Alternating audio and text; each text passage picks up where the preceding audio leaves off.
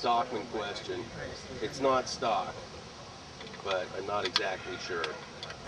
Is it a Delta? I believe so. So it's probably a KB. Does anybody know that? So. Huh? I think so. Does anybody happen to know what the lash spec on a KB is? I do. My book does. It's in the car. 1414. Is that it? You're sure? I'm pretty damn sure. What is a KB? That sounds right. You start, I'll go check. Okay. The original roots camshafts. I think it was one of the original. Oh, it's in the hotel room. 1414. Did they put the KB in any? No, that's a profile that Delta came up with, and Was Delta an outfit that was racing Alpines? Right? no, they're a cam grinder in Tacoma, Washington, and for about 50 bucks they'll grind your cam to a profile, and they'll resurface lifters for about $2 each, and they also will rebuild your rocker assembly. And anytime you do a motor, I suggest you send all those things to Delta. Turnaround is incredible fast. I mean, I think they must get the stuff, do it the same day, and put it back in the nail. And as they grind the cam and the lifters, the top of the rocker, the top of the push rods goes down, and as you grind the head, it comes up.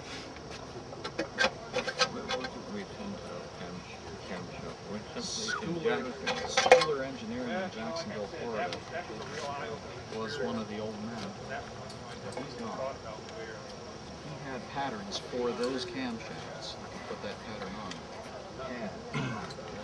no, some of the stuff I like to look for when I first open one up that I don't know about is I want to look at the adjuster heights and see if we've got an adjuster that's backed way off, particularly on an exhaust valve. That tells me you're sinking an exhaust valve. So I always like to get a good look and see if we're all pretty close in height. You know, that just give you a clue of the state of the engine.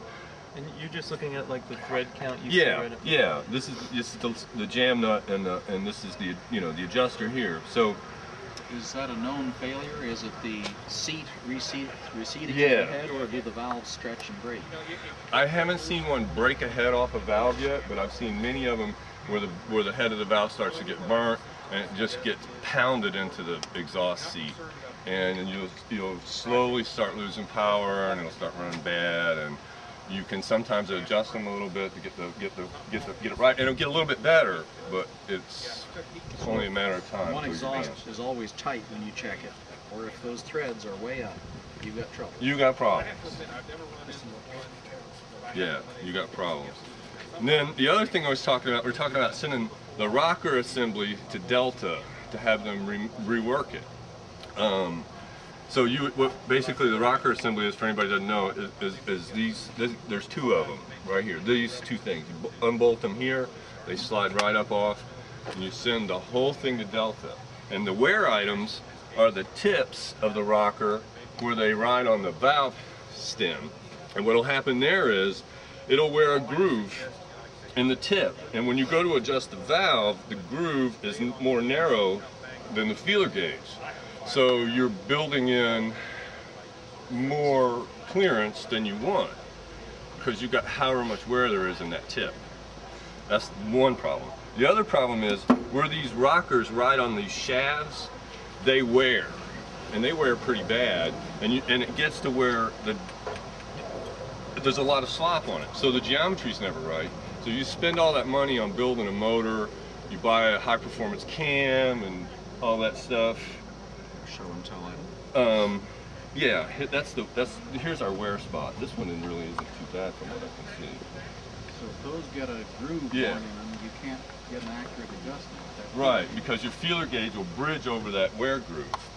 But anyway, what I was saying is you build a motor, you should really send the rocker assembly off to have it redone, because you're not going to get the power out of the motor because your lift is not going to be right, your geometry on the valves is going to be off. It's just smart money to do it. And I think they charge about 75 bucks to rebuild the rocker assembly. Delta where? Tacoma, Washington. Tacoma, Washington. I can attest to their speed. I phoned them at 11 o'clock our time, which is like 8 o'clock their time, and it was shipped that afternoon. I picked it up in New York 3 days later, and that was over a weekend.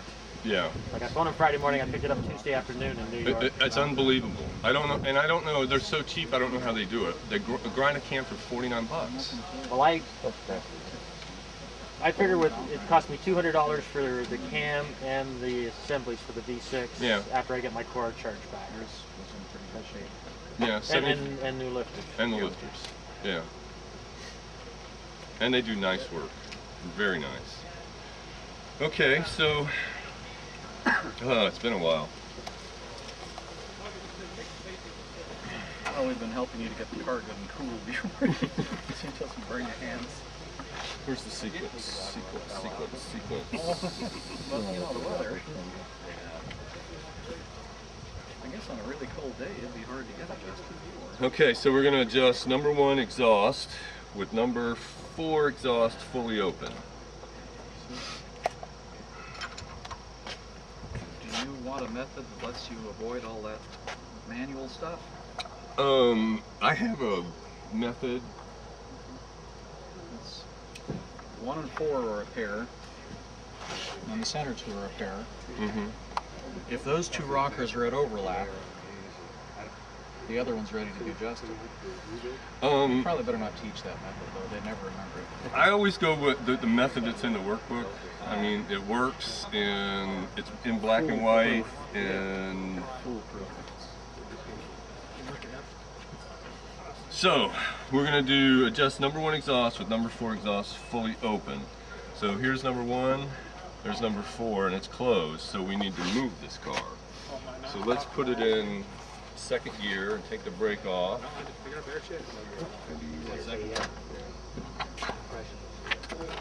Come on, he's a strong guy. 1 and 4? Well, that's a healthy motor. We have the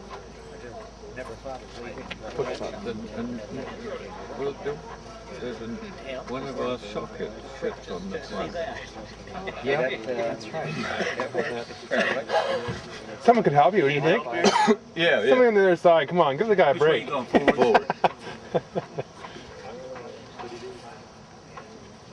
Can't do this in a really small garage. Back it up. Right here? Yep. Oh, sure. Right. Okay, so what we did was we moved the car and watched number 4 until the valve's open, because the service manual tells us we're going to do number 1 with number 4 open. And when I do this, I always leave the wrench on the last one I did, so I don't forget where I'm at. That's the hardest part. Remembering what you did last. My book is so marked up for. I think I did that one. That's an excellent tip there. Okay, see, for me, that would be loose, but since we're not hot, and the other thing we didn't do is we have to start this thing up before we... Typically when I do this show, we'll have a car that's way out of adjustment, and once we take the valve cover off, we'll start it up and everybody will listen to all the clatter. And then we do the adjustment and start it up afterwards. Should have done mine then. Mine. You could probably, Look at mine. probably have to wear earplugs. See, that's probably okay. To me, that's a little bit loose, but we're not real hot. So I really don't want to mess with this one because we're not good and hot. Would it be okay to feel that, what that feels like? Yeah, everybody. Anybody wants to feel that. I like to have just a little bit more drag on it than that. You think it's hot enough to go ahead and adjust it? Yes. I want to see you take it off. Off for some ice. It can. It's pretty It's loose. hot. It has to be cold. Well, let it cool. I want to see you retorque it without changing, touching those valves.